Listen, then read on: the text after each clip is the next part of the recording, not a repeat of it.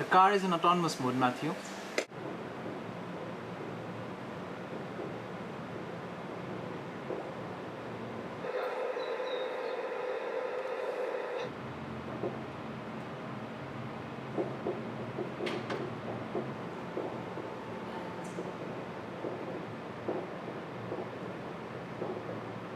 So we're now in autonomous mode.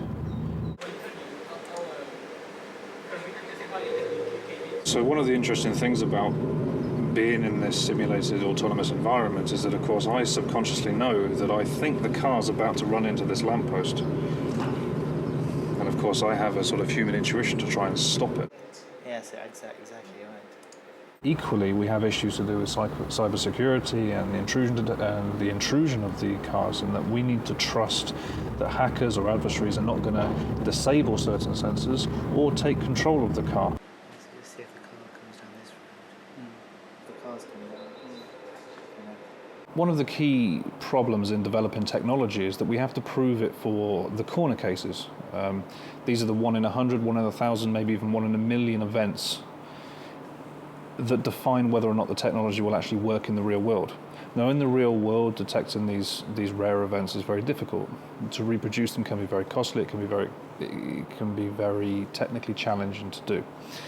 By having a simulator, we can produce those corner cases over and over again. I think that's the door that's not been shut properly. The line? Yeah.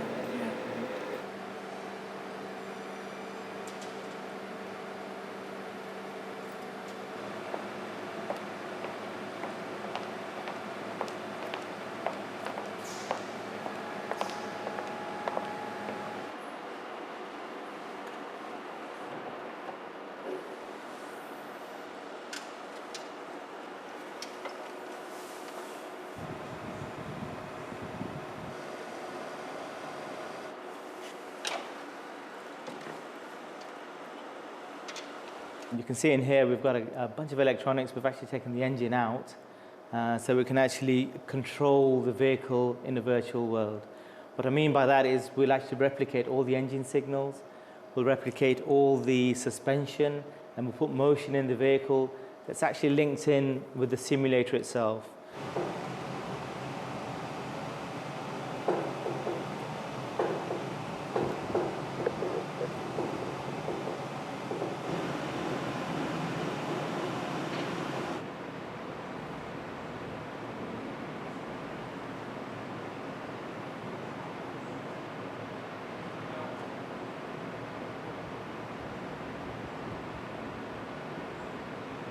It's a known issue. Cameras and sensor technologies find it difficult to deal with washout, as our eyes do. You know, when we have the bright sun, we find it difficult to judge our seeing.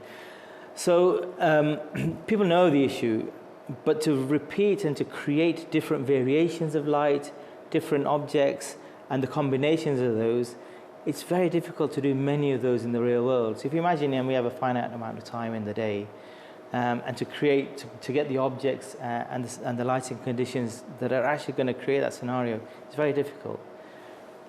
In an environment like this, where it's computer controlled, we can actually accelerate the whole thing. We can create 100 sunsets or 100 sunrises every day. So we've actually crammed 100 day scenarios into one day.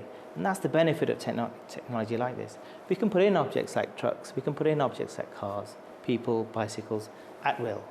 We control that thing, and we can get the numbers of tests through that you may not be able to do, and Tesla obviously struggled to do.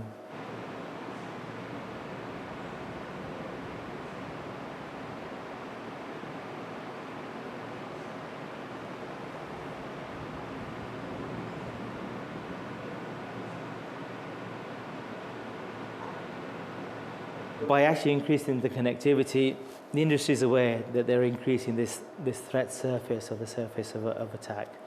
Of course, that means that we have to pay particular attention to how we encrypt data, how we protect the data, how we create firewalls around the vehicle. Learning a lot from the world of the IT guys who've gone through a lot of this, to see how we make it applicable to the vehicle industry.